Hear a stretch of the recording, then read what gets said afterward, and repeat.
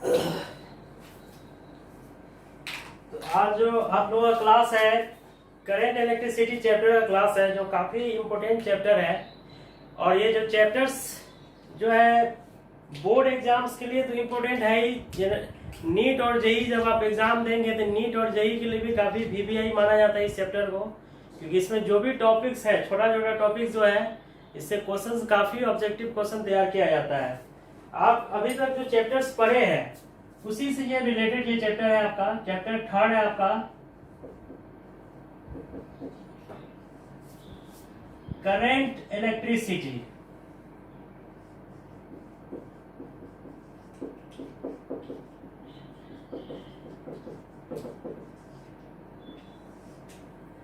Current electricity जो chapter है actually ये चार्ज से ही रिलेटेड है, चार्ज से ही लिया गया है। चार्ज के बारे में ही इसमें आपको बताया जाएगा कि इलेक्ट्रिक चार्ज क्या होता है, और इलेक्ट्रिक चार्ज जब रेस्ट में होता है तो कौन सा फिजिकल इफेक्ट जनरेट करता है, और जब मोशन में होता है तो फिर कौन सा फिजिकल इफेक्ट जनरेट करता है।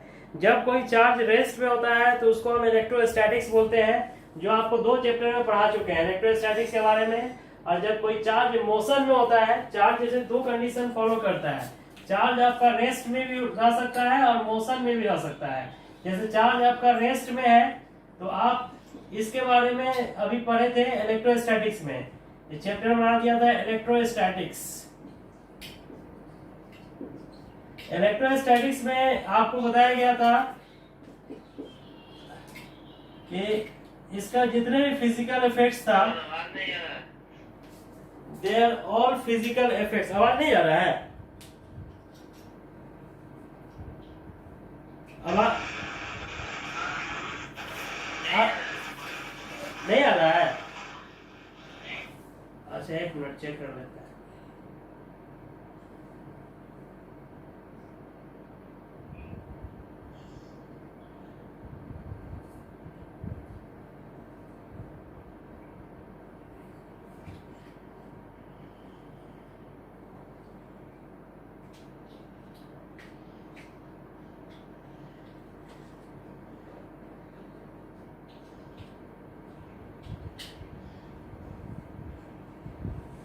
अब आवाज आ रहा है आप लोगों को?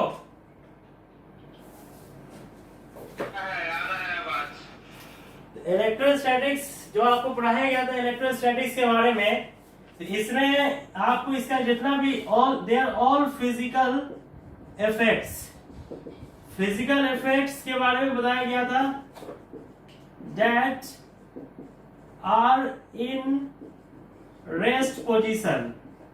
रेस्ट पोजीशन में बताया गया था, जिसमें आपको बताया गया था इलेक्ट्रिक फील्ड के बारे में, इलेक्ट्रिक डाइपोल के बारे में, इलेक्ट्रिक डाइपोल मोमेंट के बारे में, इलेक्ट्रिक चार्ज के प्रॉपर्टीज, क्वांटाइजेशन ऑफ चार्ज के बारे में बताया गया था, ठीक है ना, इलेक्ट्रिक फोर्स के बारे में। जैसे ही चार्ज आपका मोशन में जब आ जाएगा, चार्ज जैसे ही मोशन में आएगा, मतलब इलेक्ट्रॉन जब मूव करने लगेगा, मतलब एक जगह से दूसरे जगह जब मूव करता है तो बोलते हैं कि चार्ज मूव कर रहा है। जब इलेक्ट्रॉन का मूवमेंट जब लोअर पोटेंशियल से हायर पोटेंशियल की तरफ होगा तो वहां पर करंट का फॉर्मेशन होता है। यहाँ पर आपका इलेक्ट्रिक करंट का फॉर्मेशन होगा, इलेक्ट्रिक करंट। तो इलेक्ट्रिक करंट जो चैप्टर है इसी में बेस्ड है। चार्ज जो मोशन में होता है उसके बारे में इसमें जानना है, ठीक है ना। तो आप बोल सकते हैं इलेक्ट्रिक करंट के बारे में कि इलेक्ट्रिक करंट जो होता है फिजिक्स का एक ऐसा ब्रांच है जिसमें हम चार्ज के बारे में पढ़ेंगे, जो कहां पर होगा, मोशन में होगा, ठीक है ना। आप बोल सकते हैं कि a branch of physics in which we study about the charge which is in motion, जो कहां पर होगा, इन मोशन, ठीक है ना, विथ यूनिफॉर्म स्पीड। इसका स्पीड जो होगा यूनिफॉर्म होगा, नॉन यूनिफॉर्म नहीं होगा, क्योंकि नॉन यूनिफॉर्म के बारे में जब पढ़ेंगे तो फिर मैग्नेटिज्म इसमें आ जाता है। मैग्नेटिक फील्ड के बारे में फिर आपको जानना होगा, जो इसके आगे चैप्टर पढ़ना है। जब मोशन यूनिफॉर्म होगा, दैट मीन्स कांस्टेंट स्पीड जिसको आप बोलते हैं, तब वहां पर हम करंट इलेक्ट्रिसिटी के बारे में जानेंगे। और जैसे ही आपका मोशन वेरिएबल हो जाएगा, मतलब कि वेरिएबल स्पीड से जब बॉडी मूव करने लगेगा, तो फिर हम मैग्नेटिज्म में चले जाते हैं, ठीक है। The branch of physics in which we study about the charge which is in motion with uniform speed, that is called current electricity. इसी को हम करंट इलेक्ट्रिसिटी बोलते हैं, ठीक है ना। तो करंट इलेक्ट्रिसिटी जो होता है the rate of flow of charge, the rate of flow of charge होता है। द करंट इलेक्ट्रिसिटी को हम, the rate of flow of charge होता है इज कॉल्ड करंट। मतलब कि चार्ज के फ्लो में जो फ्लो होता है समय के रिस्पेक्ट में, उसी को हम क्या बोलते हैं, करंट कहते हैं। मतलब करंट इक्वल टू जो होता है आपका, वो होता है चार्ज बाई टाइम, इसको बोल सकते हैं, ठीक है ना। तो आई इक्वल टू जो हो जाएगा आपका क्यू बाई टी। आई का वैल्यू क्या होगा, क्यू बाई टी। तो इसका एसआई यूनिट क्या होगा, एसआई यूनिट ऑफ आई जो होता है चार्ज का होता है कूलम, टाइम का होता है सेकेंड।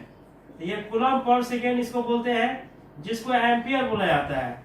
एम्पियर्स के बारे में बताया जाएगा डिटेल्स में, जिसको ए से रिप्रेजेंट किया जाता है। दैट इज इलेक्ट्रिक करंट, जिसमें आपको चार्ज के बारे में पढ़ना है। जो चार्ज कहाँ पर होगा, मोशन में होगा, रेस्ट में आपका नहीं होगा, ठीक है। इसको उतारिएगा।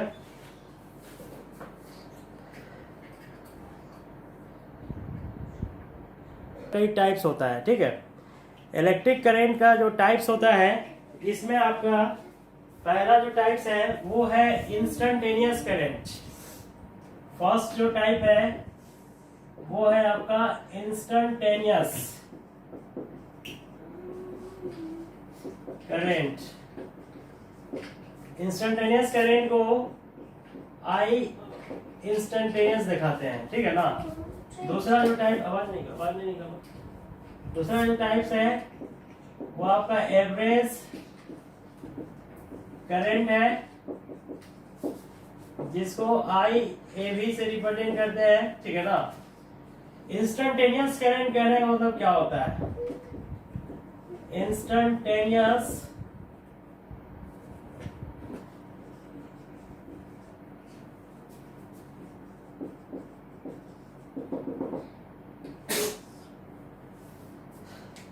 Rate of flow of charge होता है पार्टिकुलर टाइम पर, एक पार्टिकुलर टाइम इंटरवल पर जो चार्ज का जो फ्लो होता है उसी को हम इंस्टेंटेनियस बोलते हैं।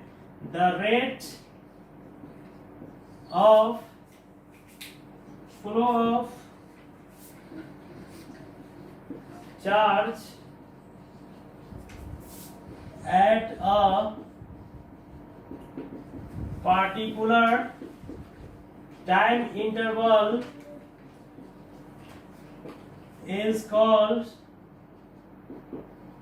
instantaneous current। एक पार्टिकुलर टाइम पर जब करंट फ्लो करता है तो उसको हम कहते हैं इंस्टेंटेनियस करंट, ठीक है।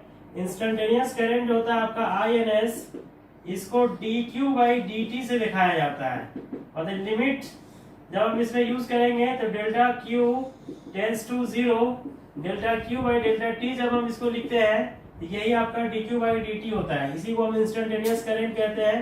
मतलब I इंस्टेंटेनियस होगा आपका, वो वैल्यू होगा dq बाई dt, ठीक है ना। इसको बोलते हैं the rate of change of flow of current. The rate of change of charge per unit time with respect to time, ये बोल सकते हैं विथ रेस्पेक्ट टू टाइम, ठीक है। इसको आप इंस्टेंटेनियस करंट आप बोलते हैं, ठीक है। जैसे क्वेश्चन आपका है, if a wire conduct a current at a particular time interval,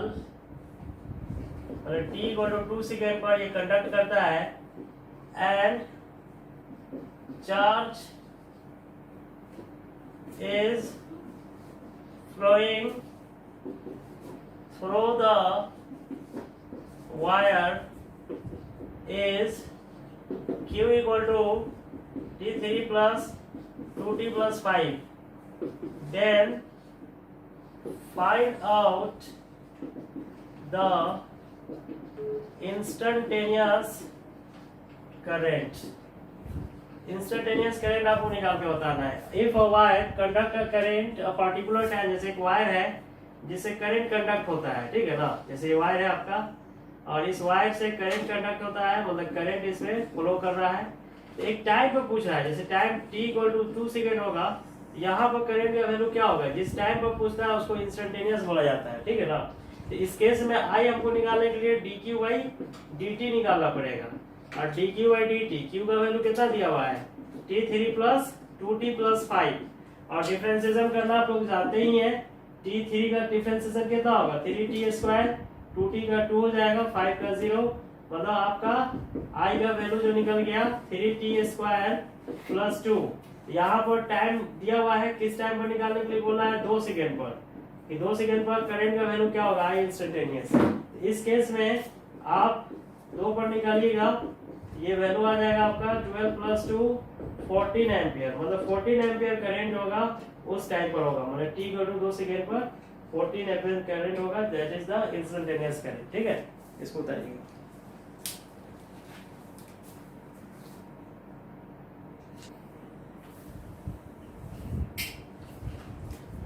इस क्वेश्चन में कह रहा है कि if 3.2 into 10⁻7 electrons pass through a wire in 0.5 second, calculate the current through it. Charge on the each electron is 1.6 into 10 to the power 19. जैसे एक wire है जिससे करंट आपका पास कर रहा है, जैसे ये वायर है इससे करंट पास कर रहा है, तो चार्ज जो फ्लो कर रहा है वो आपको पता है Q इक्वल टू क्या होता है प्लस NE, तो N का वैल्यू दिया हुआ है 3.2 into 10 to the power 17 electrons है ना, तो Q का वैल्यू कितना हो जाएगा NE। यहाँ से चार्ज निकल जाएगा कि चार्ज कितना जा रहा है, टाइम भी दिया हुआ है, टाइम कितना है 0.5 सेकेंड में ये चार्ज फ्लो कर रहा है, तो करंट इक्वल टू क्या होता है Q बाई टी, मतलब NE बाई टी हो जाएगा। यहाँ से करंट आप निकालिएगा तो ये 3.2 into 10 to the power 17, और चार्ज का कितना दिया है इलेक्ट्रॉन का 1.6 into 10 to the power minus 19, by time दिया हुआ है 0.5। इसको सॉल्व कर दीजिएगा, ये आपका आंसर हो जाएगा, ये करंट आपका यहाँ से निकल जाएगा, ठीक है।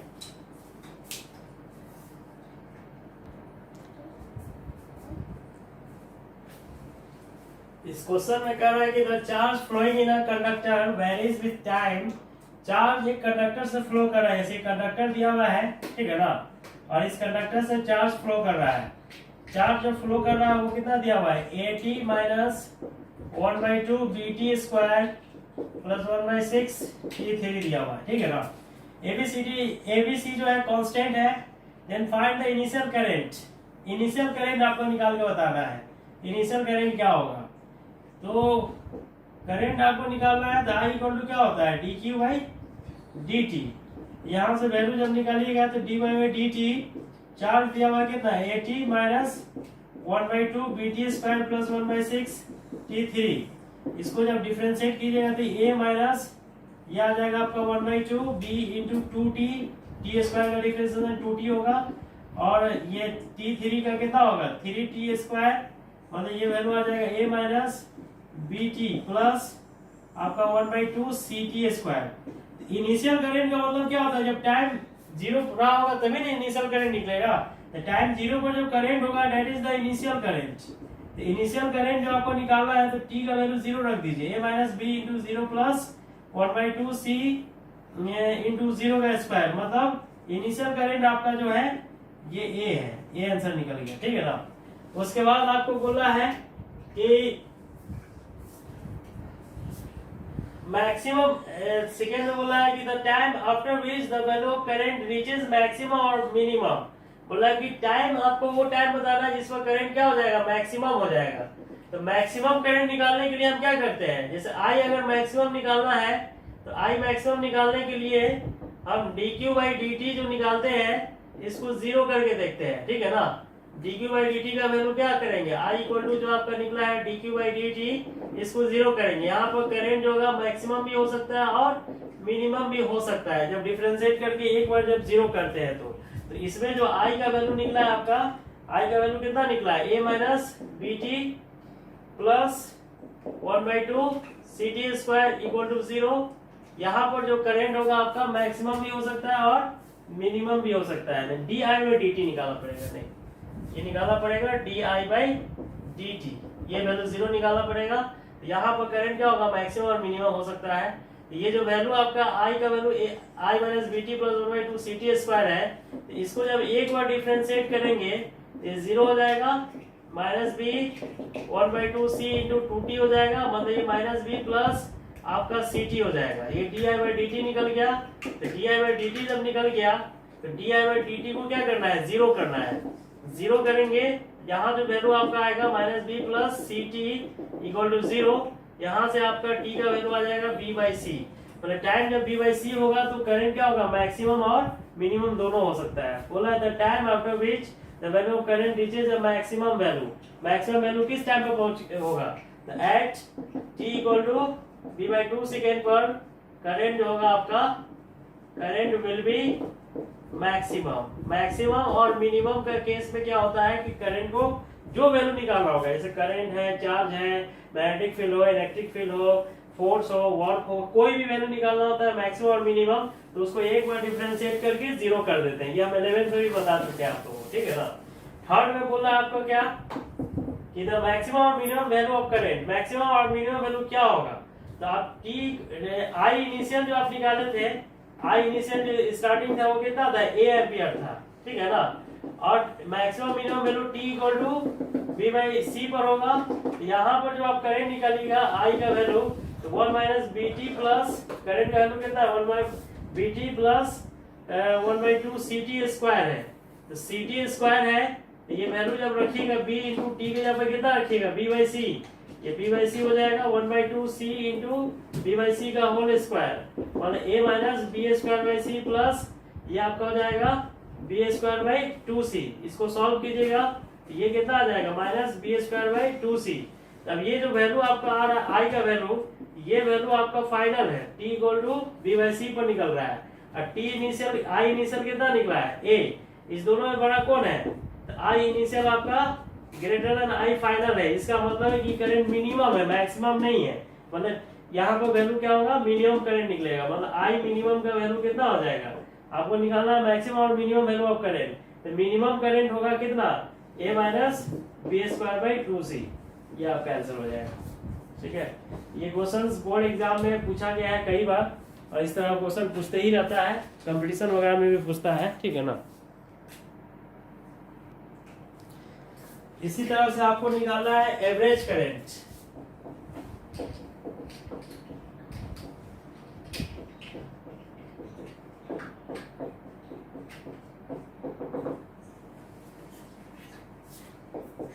The ratio between the total flow of charge with respect to the total time interval is called average current। Average current जो होता है आपका, और total charge by total time होता है आपका, ठीक है ना। मतलब आई एवरेज निकालिएगा तो Q2 minus Q1 by T2 minus T1 भी लिख सकते हैं इसको, ठीक है ना। या आई एवरेज को आप Q1 plus Q2 plus Q3 and so on to Qn लिख सकते हैं, T1 plus T2 and so on to Tn भी लिख सकते हैं, या इसी को लिखते हैं Qi i equal to 1 to n, ठीक है ना।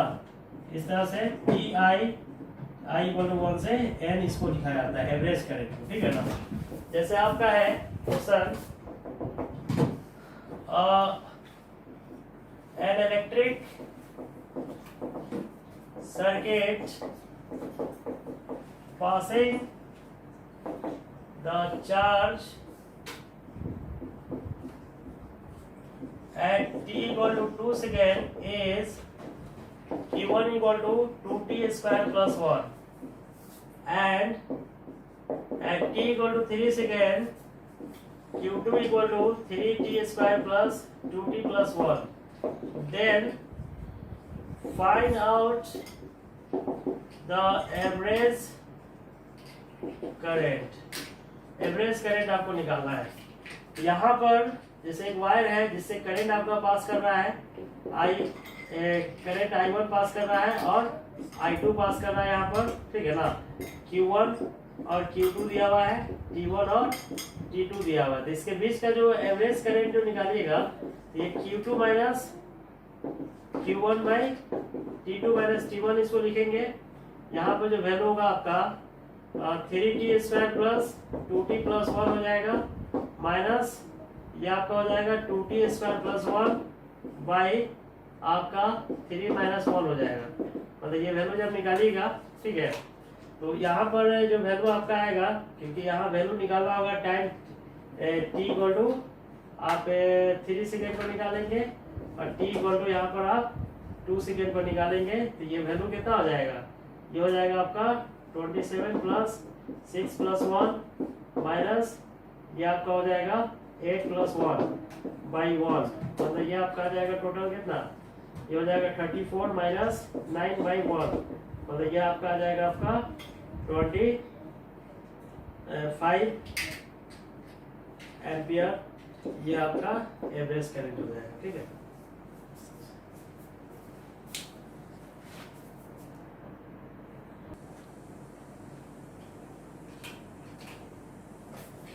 तो इसमें कह रहा है कि करंट जो है एक सर्किट से पास कर रहा है, जैसे एक सर्किट है इससे करंट पास कर रहा है आपका, I जो जा रहा है वो 2t square plus t plus 5 है।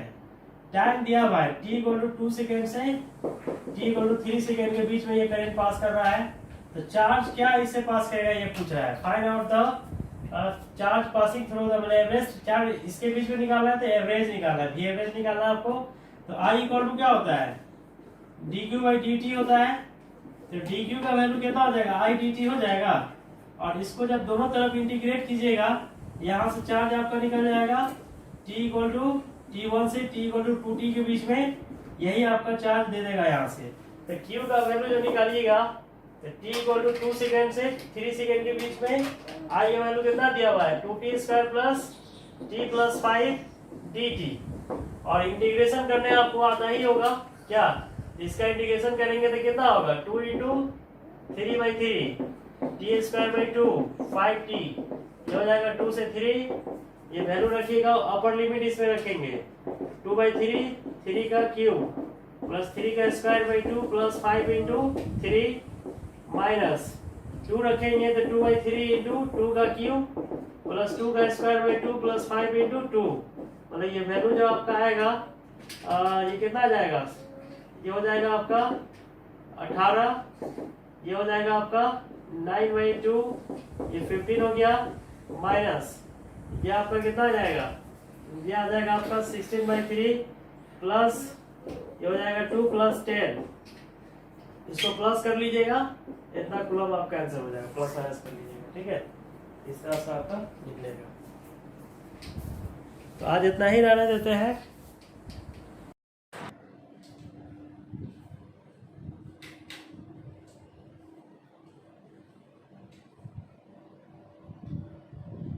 Direction of electric current.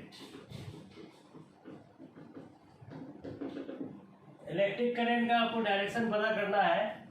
जैसे एक कंडक्टर को जब किसी भी सोर्स से जोड़ा जाता है, जैसे आपका एक सोर्स से जब इसको जोड़ते हैं तो ये लोअर पोटेंशियल है, ये हायर पोटेंशियल है, ठीक है। यहाँ पर इलेक्ट्रॉन का मूवमेंट होता है, इलेक्ट्रॉन मूव करता है इस डायरेक्शन में, ठीक है ना। This is the flow of electron, उधर नेगेटिव चार्ज बोल सकते हैं इसको, नेगेटिव चार्ज। और ये जो डायरेक्शन होता है, this is the flow of positive charge, इधर पॉजिटिव चार्ज फ्लो करता है, ये ऐसा माना जाता है, ठीक है ना। तो ये फ्लो ऑफ इलेक्ट्रॉन जो होता है इसी का कन्वेंशनल डायरेक्शन होता है करंट का डायरेक्शन, मतलब करंट जो फ्लो करेगा ये करंट का डायरेक्शन होगा, फ्लो ऑफ करंट। मतलब करंट होता है हायर पोटेंशियल से लोअर पोटेंशियल की तरफ फ्लो करता है, इसको इलेक्ट्रिक करंट कहते हैं। और ये जो फ्लो होता है इसको बोलते हैं इलेक्ट्रॉनिक करंट। इलेक्ट्रॉन जिस डायरेक्शन में फ्लो करता है इसको क्या कहते हैं, इलेक्ट्रॉनिक करंट। और जिस डायरेक्शन में पॉजिटिव चार्ज फ्लो करता है वो डायरेक्शन जो होता है करंट का डायरेक्शन होता है, ठीक है ना। तो करंट एक्चुअली कन्वेंशनल डायरेक्शन होता है, एक्चुअली फ्लो करता है इलेक्ट्रॉन ही, इसमें सिर्फ इलेक्ट्रॉन ही फ्लो करता है और कोई दूसरा पार्टिकल फ्लो नहीं करता है, मगर इसमें करंट को माना जाता है करंट फ्लो कर रहा है, ठीक है ना। ये करंट का डायरेक्शन हो जाता है। मतलब आप बोल सकते हैं कि डायरेक्शन जो होता है, direction of flow of current होता है, flow of current is the conventional direction of the flow of positive charge. Positive charge का जो डायरेक्शन होता है उसी डायरेक्शन में हम करंट का डायरेक्शन लेते हैं, ठीक है ना। या आप ये भी बोल सकते हैं कि फ्लो ऑफ करंट होता है, flow of current in the circuit, circuit में जो करंट फ्लो करता है is just opposite to the flow of electron, मतलब नेगेटिव चार्ज जिसको आप बोलते हैं, negative charge in the circuit. मतलब सर्किट में जो इलेक्ट्रॉन जो फ्लो करता है उसका जस्ट अपोजिट क्या होता है, करंट का डायरेक्शन होता है, ठीक है ना।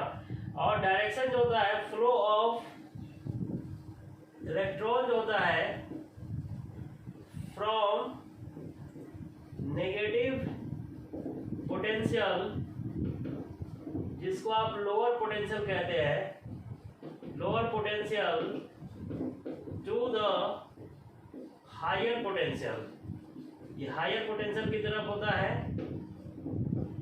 That flow of electron is called electronic current.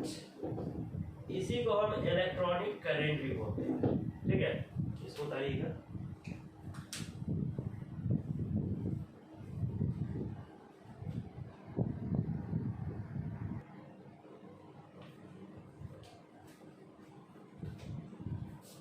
Electric current जो होता है आपका,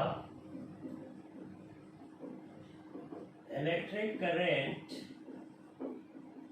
इज अ स्केलर क्वांटिटी।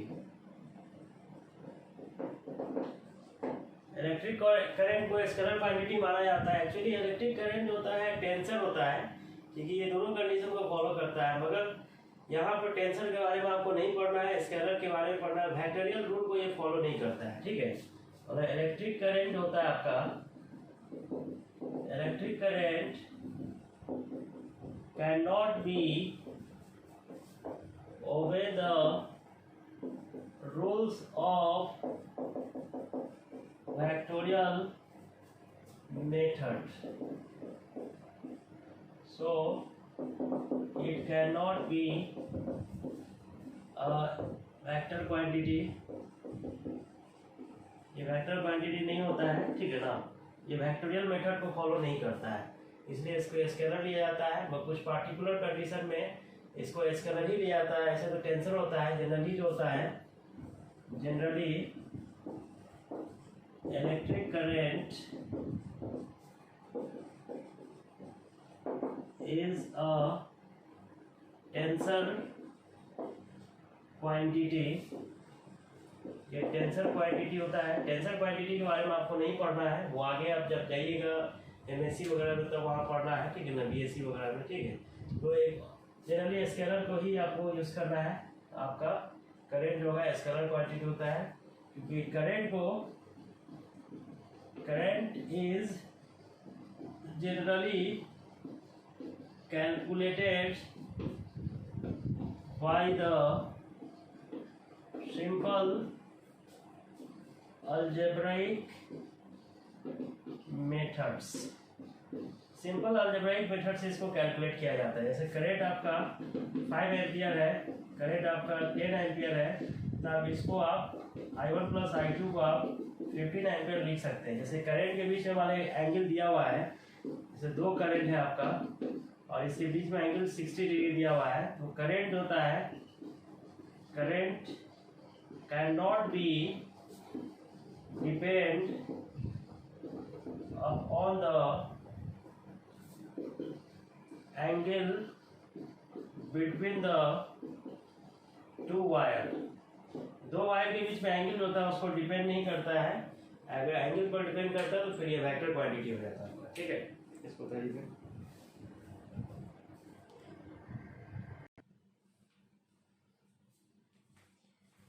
अब आपको निकालना है electric current in conductor.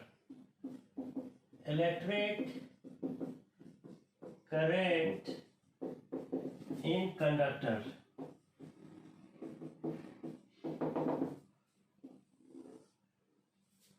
Conductor आप समझते ही है, एक ऐसा मटेरियल जिसमें फ्री इलेक्ट्रॉन्स होता है। जैसे एक कंडक्टर है और इसमें फ्री इलेक्ट्रॉन्स है। ठीक है, जैसे इलेक्ट्रॉन मूव कर सकता है, फ्री इलेक्ट्रॉन होता है और इसका मूवमेंट जो है पॉसिबल है। ठीक है, जैसे इसको अगर आप बैटरी से जोड़ेंगे तो ये इलेक्ट्रॉन जो होता है मूव करता है under the effect of electric field. ठीक है, यहाँ पर नेगेटिव चार्ज है, यहाँ पर पॉजिटिव चार्ज है, तो इलेक्ट्रॉन जब मूव करेगा तो करंट का फॉर्मेशन होता है ना। मतलब बोल सकते हैं कि जब कोई भी कंडक्टर में इलेक्ट्रिक फील्ड अप्लाई किया जाता है तो फ्री इलेक्ट्रॉन जो होता है आपका, इलेक्ट्रिक फील्ड अप्लाई करने के बाद करंट का कंडक्शन करता है, करंट जनरेट करता है, तो उसी को इलेक्ट्रिक करंट इन कंडक्टर कहा जाता है। ठीक है ना। और conductor is that type of the material in which huge amount of free electron and when we applied an external electric field, then movable electron moves in a arranged order and conduct the electric current. That is formation of electric current is possible inside the conductor. That is called electric current in conductor. इसी को हम कहते हैं electric current in conductor. ठीक है ना। मतलब कोई भी कंडक्टर में जब आप इलेक्ट्रिक फील्ड जनरेट करेंगे तो इलेक्ट्रिक फील्ड जनरेट करते ही इलेक्ट्रॉन मूव करने लगेगा एक पार्टिकुलर डायरेक्शन में, नेगेटिव पोटेंशियल से आपका पॉजिटिव पोटेंशियल की तरफ। वहां पर आपका करंट का फॉर्मेशन होता है। मतलब इलेक्ट्रिक करंट का फॉर्मेशन के लिए कंडक्टर जो है वो मस्ट है। कंडक्टर में ही इलेक्ट्रिक करंट का फॉर्मेशन हो सकता है, अदर मटेरियल में पॉसिबल नहीं है। ठीक है, इसको तरीके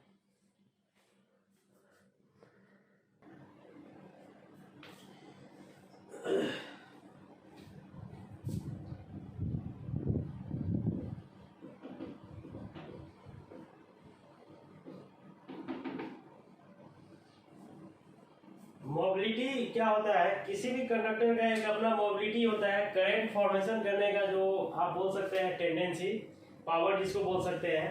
जैसे किसी भी कंडक्टर में आप इलेक्ट्रिक फील्ड जब जनरेट करते हैं तो वहां पर क्या होता है, जैसे कंडक्टर है और कंडक्टर में जब आप इलेक्ट्रिक फील्ड जनरेट करते हैं तो इलेक्ट्रिक फील्ड जनरेट करने के बाद इलेक्ट्रॉन ड्रिफ्ट होता है। जैसे ये इलेक्ट्रिक फील्ड आप जनरेट किए तब जाके इलेक्ट्रॉन क्या होता है, ड्रिफ्ट होता है, मतलब कि एवरेज स्पीड यहाँ पर जनरेट होता है, ठीक है, तब जाके आपका करंट का फॉर्मेशन होता है, ठीक है ना।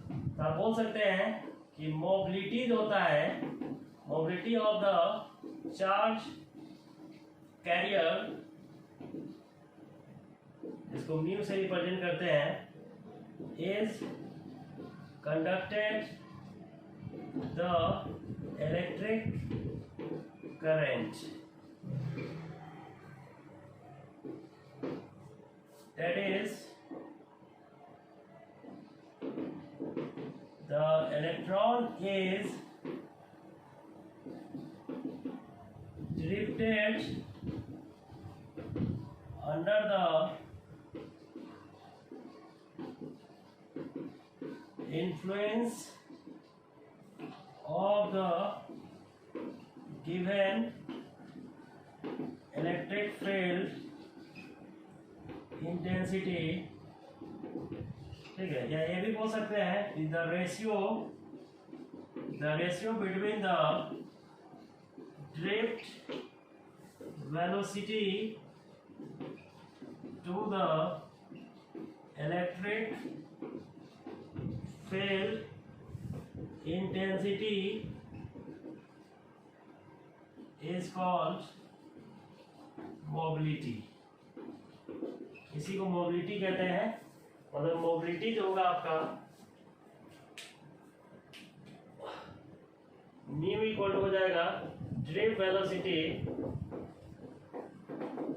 To the electric field intensity, मतलब म्यू इक्वल टू लिख सकते हैं VD vector by electric field, ठीक है ना।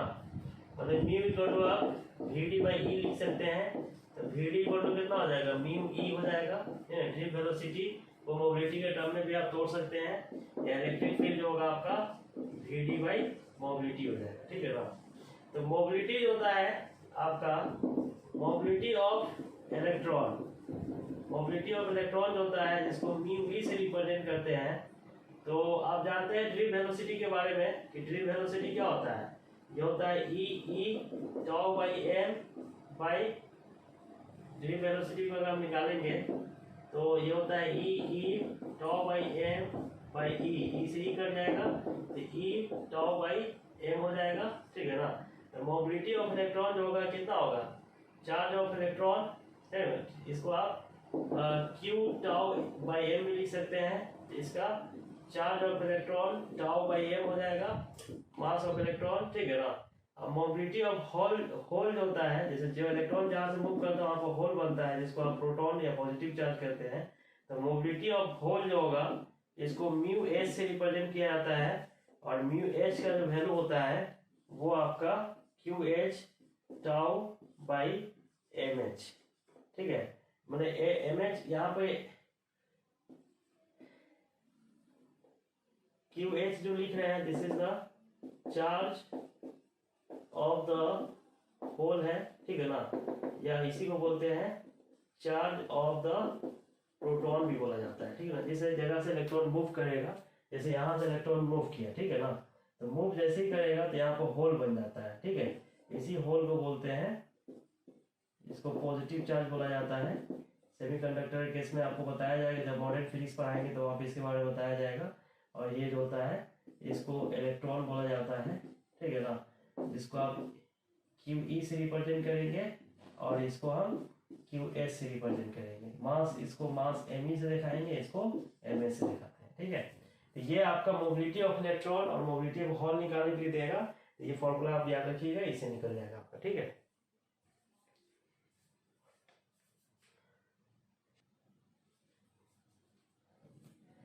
एसआई यूनिट ऑफ मोबिलिटी जब निकालिएगा तो मोबिलिटी का क्या होता है, वीडी बाई ई होता है। तो ड्रिफ्ट वेलोसिटी का मीटर पर सेकेंड, इलेक्ट्रिक फील्ड में क्या होगा, न्यूटन पर कूलम। इसको आप मीटर पर सेकेंड और न्यूटन इनवर्स कूलम लिख सकते हैं, ठीक है ना। या इसी को ऐसे भी लिख सकते हैं, VD बाई ई लिखेगा तो VD हो गया मीटर पर सेकेंड। इलेक्ट्रिक फील्ड का क्या होता है, वोल्ट बाई मीटर भी होता है, ठीक है ना। तो इसको आप वोल्ट इनवर्स मीटर स्क्वायर पर सेकेंड भी लिख सकते हैं, ठीक है।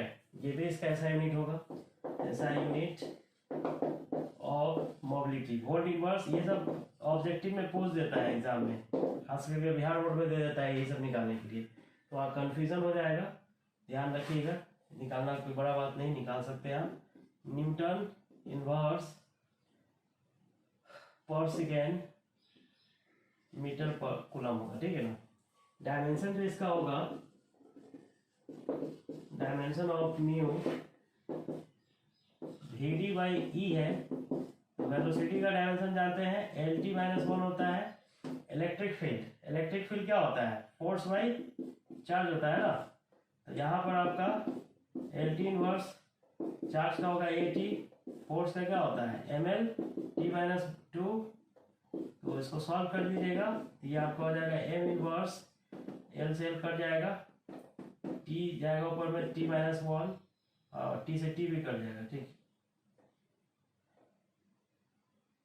नहीं, T से T नहीं कटेगा, इससे ये कट जाएगा, T ऊपर जाएगा तो कितना हो जाएगा, T2 हो जाएगा, L से L कट जाएगा, ये आपका ऊपर में ही है, ठीक है। तो ये आपका इसका डायमेंशन हो जाएगा। चलिए इसको उतार लीजिए।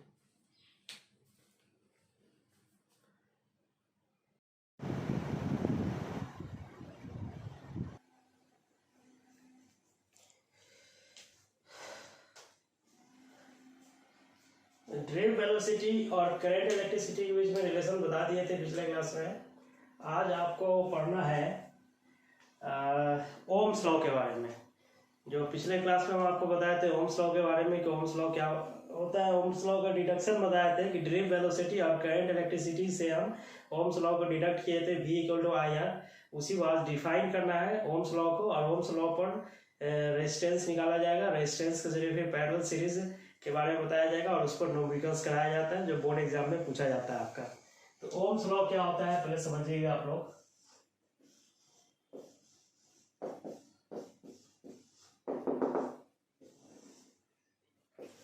जैसे कोई भी कंडक्टर आपका है और इसमें जब हम सोर्स सप्लाई देते हैं, जैसे कंडक्टर आपका दिया हुआ है और सोर्स सप्लाई अगर आप देते हैं, मतलब पोटेंशियल डिफरेंस आप जनरेट करते हैं V, और इससे करंट अगर I पास कर रहा है इस सोर्स से, तो करंट जो आपका पास करेगा I करंट का रेट जो है डिपेंड करता है पोटेंशियल पर, कि पोटेंशियल आप कितना ज्यादा जनरेट कर रहे हैं। जितना ज्यादा पोटेंशियल जनरेट करेंगे करंट भी उतना ही ज्यादा जनरेट होगा।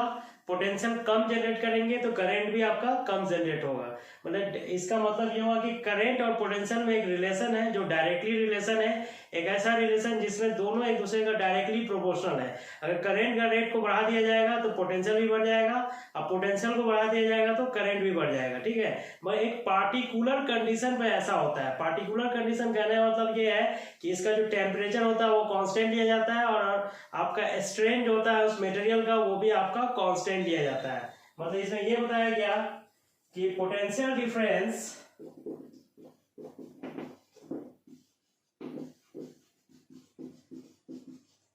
across the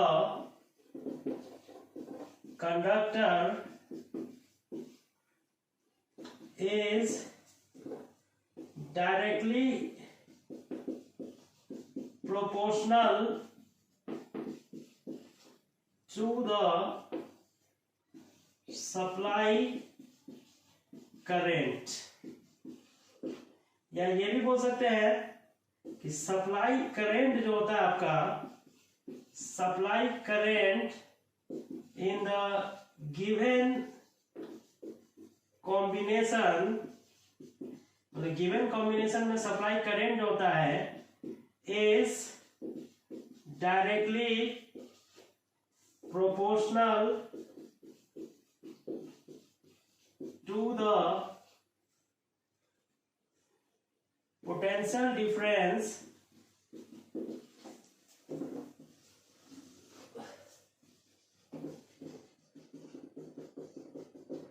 across the combination at a particular situation that is at constant temperature and strain of the conductor, that is called Ohm's law, जिसको क्या कहा जाता है, ओम्स लॉ कहा जाता है। मतलब यहाँ पर I जो होता है वो डायरेक्टली प्रोपोर्शनल होता है पोटेंशियल डिफरेंस का, या पोटेंशियल डिफरेंस जो होता है वो डायरेक्टली प्रोपोर्शनल टू करंट होता है एट टी, और स्ट्रेन जो होता है जब कांस्टेंट लिया जाता है तो, ठीक है ना। मतलब V equal to V is directly proportional to I जो लिखते हैं तो V इक्वल टू यहाँ पर RI लिखा जाता है या V इक्वल टू IR लिखा जाता है, जिसमें R को हम कहते हैं प्रोपोर्शनलिटी कांस्टेंट, इसको बोला जाता है प्रोपोर्शनलिटी कांस्टेंट, या इसी को हम बोलते हैं रेजिस्टेंस। रेजिस्टेंस क्या होता है, opposing tendency of the material. जो मटेरियल जो होता है उसमें अपोजिंग टेंडेंसी जो होता है, जैसे अगर एक बल्ब लेते हैं तो इसमें जो फिलामेंट जो होता है उसका एक अपोजिंग टेंडेंसी होता है, करंट को अपोज करेगा, जिसके कारण वो हीट में कन्वर्ट हो जाता है और लाइट में कन्वर्ट हो जाता है। तो ये आर का वैल्यू होता है, आर का वैल्यू हम निकालेंगे यहाँ पर, ठीक है। इसको करिए,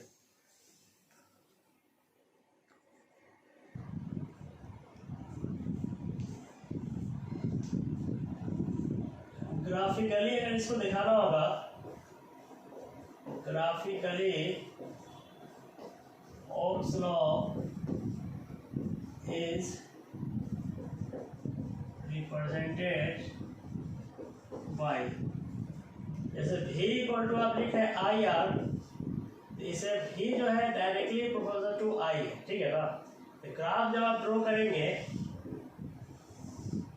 जैसे यहाँ पर आप V ले रहे हैं और यहाँ पर आप I ले रहे हैं, तो ग्राफ जो होगा इसका स्ट्रेट लाइन होगा। ग्राफ कैसा होगा, स्ट्रेट लाइन होगा। मतलब आपका R इक्वल टू कितना आएगा, तो V बाई I, ये कांस्टेंट आएगा, ये वैल्यू क्या आएगा, कांस्टेंट। मतलब रेजिस्टेंस का वैल्यू कांस्टेंट होता है, ये आपका पोटेंशियल डिफरेंस है और यहाँ पर आपका करंट है, ठीक है। तो ग्राफ जो होता है इसका स्ट्रेट लाइन होता है, मतलब सीधा ग्राफ होता है, ठीक है ना। तो graph between the current and electricity, current and potential will be a straight line, ठीक है। एक स्ट्रेट लाइन में ग्राफ होता है आपका, है ना। Here R is the resistance, R क्या है, resistance of the given material. जो भी मटेरियल आप ले रहे हैं उसका ये गिवन मटेरियल आपका रेजिस्टेंस होगा। रेजिस्टेंस होता है, मतलब रेजिस्टेंस आपका मटेरियल के, resistance depends on the following nature of the material। Material के नेचर पर डिपेंड करेगा, जैसे लेंथ पर डिपेंड करेगा, it depends upon the length and area of cross section of the material, and also depends upon the nature of the material। Material का nature कैसा है, किस तरह का मटेरियल ले रहा है, आयरन ले रहा है, कॉपर ले रहा है, किस तरह का ले रहा है उसको डिफाइन करेगा, ठीक है। सिल्वर ले रहा है, गोल्ड ले रहा है, सबका वैल्यू अलग अलग आएगा, ठीक है ना। तो आपको ओम्स लॉ को डिडक्ट करके बताना है। डिडक्शन ऑफ ओम्स लॉ, मतलब ओम्स लॉ को आपको डिराइव करना है, मतलब V इक्वल टू IR को प्रूव करना है, टू प्रूफ, इसको प्रूव करके आपको बताना है, ठीक है। इसको करिएगा पहले आप।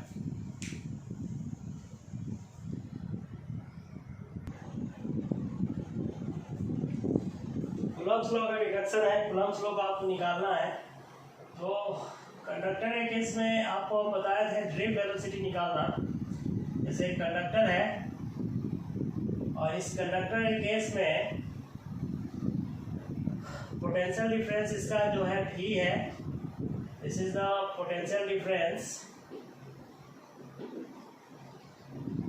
अक्रॉस द कंडक्टर, और इसका लेंथ है L, और इसमें इलेक्ट्रिक फील्ड जो जनरेट कर रहे हैं वो है आपका E। तो इलेक्ट्रॉन जो है आपका ड्रिफ्ट हुआ था इसमें, ठीक है ना, इलेक्ट्रॉन जो आपका ड्रिफ्ट हुआ था डी, तो रिलेशन जो आपका था, relation between D and I is given by I equal to क्या था, A N E V D, ठीक है ना, आई इक्वल टू था A N E V D था आपका, ठीक है। और वी डी इक्वल टू जो आपका था, वी डी इक्वल टू था ई टाउ बाई एम, यहाँ पे चार्ज ऑफ इलेक्ट्रॉन है, ये इलेक्ट्रिक फील्ड है, रिलैक्सेशन टाइम है और मास ऑफ इलेक्ट्रॉन है, ठीक है ना। एंड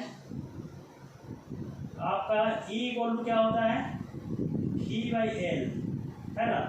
यहाँ से आप E का वैल्यू हम रख सकते हैं, मतलब VD का वैल्यू जब आप निकालेंगे ये आपका हो जाएगा E V tau by M L, ठीक है।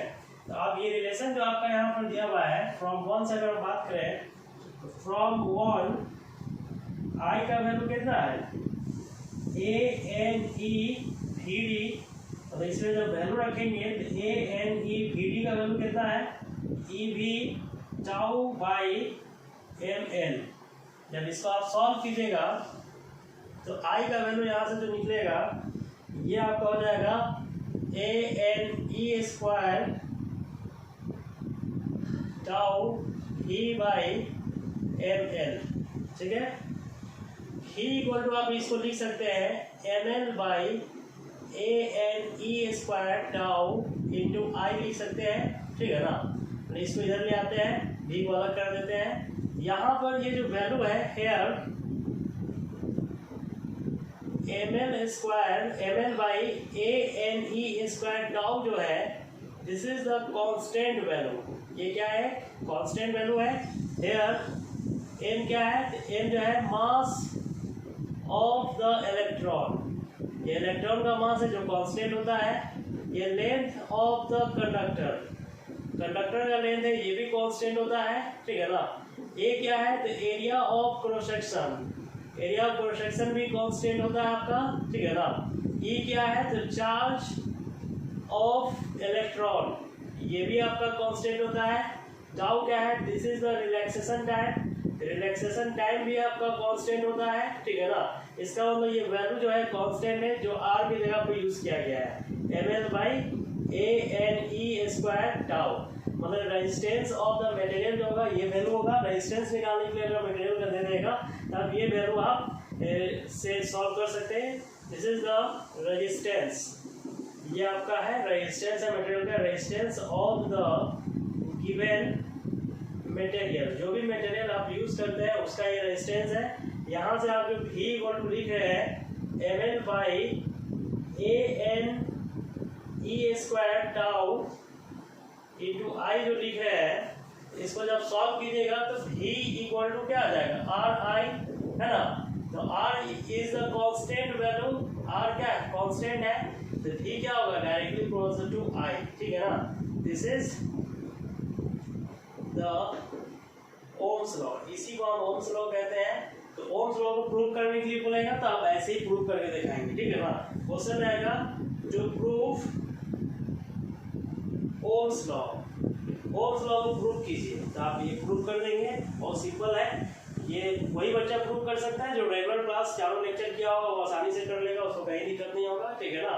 तो V इक्वल टू आई जो आप लिखे हैं इसको आप I इक्वल टू वी भी लिख सकते हैं, I direct equal to V भी, वी डायरेक्ट टू I लिख सकते हैं, इसको V इक्वल टू IR आप लिखते हैं, ठीक है ना। इसको आप बता दीजिए।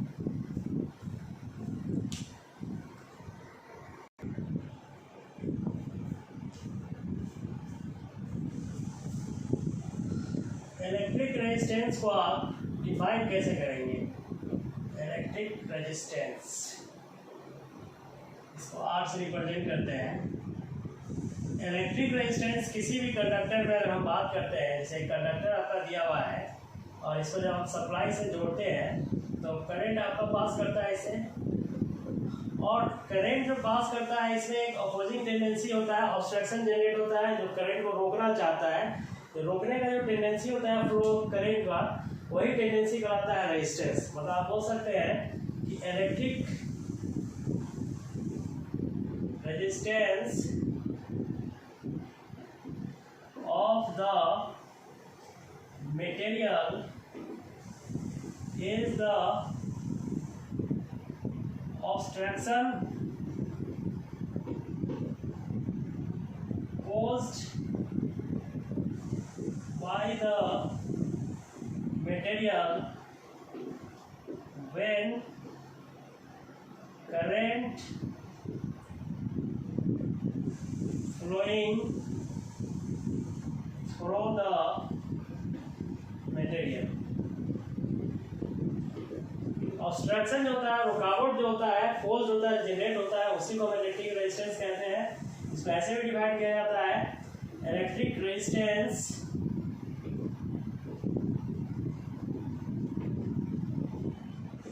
of the material is defined as the ratio between the electric potential to the flow of current। Flow of current जो होता है उसी को क्या बोलते हैं? Electric resistance. अब इलेक्ट्रिक रेजिस्टेंस होता है आपका, ये सब 2 नंबर में पूछता है क्वेश्चन। इलेक्ट्रिक रेजिस्टेंस को डिफाइन करने के लिए दे देगा 2 नंबर में। ये आपका electric potential bye flow of current. Flow of current जो होता है ये वैल्यू होता है, मतलब R इक्वल टू होता है V बाई I, ठीक है। इसका SI यूनिट जो होता है आपका, SI unit of R V by I है, तो V का होता है वोल्ट, I का होता है एम्पियर, ठीक है ना। ये वैल्यू होगा आपका वोल्ट पर एम्पियर, जिसको आप ओम बोलते हैं। इसको क्या बोलते हैं? ओम, जिसको इस साइड से दिखाया जाता है ओम बोलते हैं। डायमेंशन जो इसका होता है, डायमेंशन ऑफ R का डायमेंशन निकालने के लिए देता है, ऑब्जेक्टिव में कई बार पूछा भी है, जेई वगैरह में भी पूछा हुआ है रेजिस्टेंस का निकालने के लिए। R इक्वल टू होता है V बाई I, तो आप V का वैल्यू क्या होता है? Electric potential energy by charge होता है बाई I, मतलब इसको आप लिख सकते हैं W by Q into I, और W इक्वल टू क्या होता है? ml square T minus 2। Charge का क्या होता है? AT, करंट का होता है A। इसको जब सॉल्व कीजिएगा तो ये आपका आ जाएगा M L स्क्वायर, A को ऊपर ले जाइएगा तो ml स्क्वायर, T को ऊपर ले जाइए तो T माइनस 3, A को ऊपर ले जाइए तो कितना होगा? A minus 2। ये आपका रेजिस्टेंस का डायमेंशन होता है, जो आपको ऑब्जेक्टिव में पूछ सकता है बोर्ड एग्जाम, ठीक है। कंपटीशन वगैरह में भी पूछ देता है निकालने के लिए, तो याद रहेगा तो ठीक है, नहीं तो नहीं। इस क्वेश्चन में क्या कह रहा है कि if discharge tube the number of protons drifting across any cross section.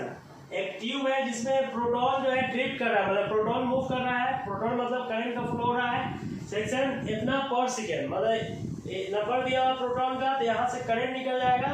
n दिया हुआ है तो इसमें 1.6 इंटू 10⁻19 से गुना कर देंगे, और 1 सेकेंड टाइम है तो करंट निकल जाएगा कि इसमें कितना करंट जा रहा है। While the number of electrons drifted in the opposite direction, और इलेक्ट्रॉन की वजह से जो ड्रिफ्ट हो रहा है, ड्रिफ्ट वेलोसिटी जो बन रहा है अपोजिट डायरेक्शन में अक्रॉस अनदर क्रॉस सेक्शन, दूसरे क्रॉस सेक्शन ट्यूब है, जैसे दो ट्यूब में दो क्रॉस सेक्शन है, ये क्रॉस सेक्शन है, एक ये है, इसे करंट जो बनना है आपका वो इतना पर सेकेंड है, मतलब कि इसको आप 4 से गुणा कर देंगे तो करंट निकल जाएगा।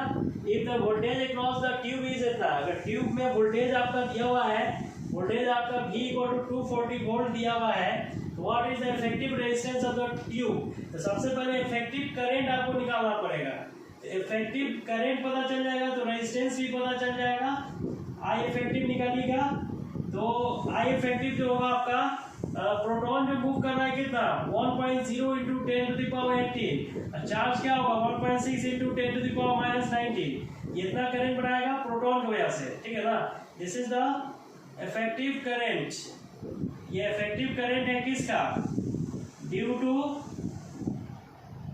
फ्लो ऑफ प्रोटॉन, ये प्रोटॉन की वजह से बन रहा है, और इलेक्ट्रॉन की वजह से कितना बन रहा है 2.0 × 10⁻18 और 1.6 × 10⁻19, ये आपका इफेक्टिव करंट है किसके वजह से, इलेक्ट्रॉन की वजह से। इफेक्टिव करंट आपका उस ट्यूब में बन रहा है ड्यू टू आपका इलेक्ट्रॉन। तो टोटल करंट कितना जनरेट करेगा ये ट्यूब में, तो टोटल करंट हो जाएगा, इस दोनों को जोड़ दीजिए, ये 3 × 10⁻18 और 1.6 × 10⁻19, मतलब ये आपका आ जाएगा 4.8 × 10⁻1, मतलब 0.48 एम्पियर होगा इफेक्टिव करंट उस ट्यूब से पास कर रहा है। इफेक्टिव करंट जब पता चल गया तो V = क्या होता है IR, तो आर का वैल्यू निकालना है, तो आर इफेक्टिव कितना हो जाएगा, आर इफेक्टिव हो जाएगा V/I इफेक्टिव।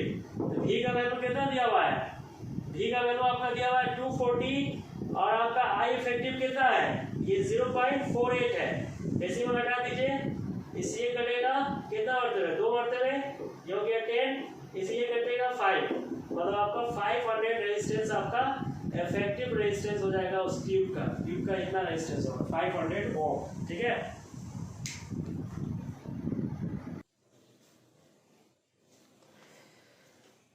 तो वीडियो आपका जो डाला जा रहा है यूट्यूब पर, इसको आप केयरफुली क्लास कीजिए और रेगुलर वे में क्लास कीजिए। रेगुलर वे में क्लास कीजिएगा तो ही समझ में आएगा। मेरा जो भी लेक्चर डाला गया अभी तक, इलेक्ट्रोस्टैटिक्स का सारा लेक्चर, करंट इलेक्ट्रिसिटी का लेक्चर अभी डला ही रहा है आपका, ठीक है ना। करंट इलेक्ट्रिसिटी मजबूत कर लीजिए, करंट इलेक्ट्रिसिटी और इलेक्ट्रोस्टैटिक्स मजबूत हो जाएगा तो मैग्नेटिज्म पढ़ने में मजा आएगा। और ये जो पढ़ाया जा रहा है एकदम सिस्टमेटिक पढ़ाया जाए, जो एनसीईआरटी का जो सिलेबस है एनसीईआरटी के हिसाब से हम पढ़ा रहे हैं, जो एनसीईआरटी में टॉपिक दिया गया उस हिसाब से बोर्ड एग्जाम में सेम टू सेम ऐसा ही क्वेश्चन पूछा जाएगा, इसी टाइप से पूछेगा एग्जाम में। और न्यूमेरिकल्स का जो प्रैक्टिस करना है तो वो अलग से हम डाल रहे हैं, अलग से डालेंगे, अभी डालना स्टार्ट किए हैं। न्यूमेरिकल भी फर्स्ट चैप्टर से डालना स्टार्ट हो रहा है, जिससे जेईई और नीट का भी प्रिपरेशन हो जाएगा आपका। और थ्योरेटिकल पोर्शन जो भी करना है, बोर्ड एग्जाम जो भी देना है, उसमें कहीं दिक्कत नहीं होगा। बढ़िया से क्लास कीजिए, रेगुलर क्लास कीजिए, समझ में आएगा। सारा वीडियो आपको डाला जाएगा इस पर। यूट्यूब चैनल को सब्सक्राइब कीजिए, शेयर कीजिए, जिससे कि नए बच्चे को मिल सके, वो भी क्लास कर सके। बहुत सारे बच्चे ऐसे हैं जो क्लास अभी तक नहीं ज्वाइन कर पाए हैं फिजिक्स में, और बहुत ऐसे भी बच्चे हैं जिनको पैसे की प्रॉब्लम, उसके वजह से क्लास नहीं कर पाते हैं। तो उनके लिए काफ़ी फायदेमंद होगा। सारे बच्चों को शेयर कीजिए, जिससे सारे बच्चों को मिल सके।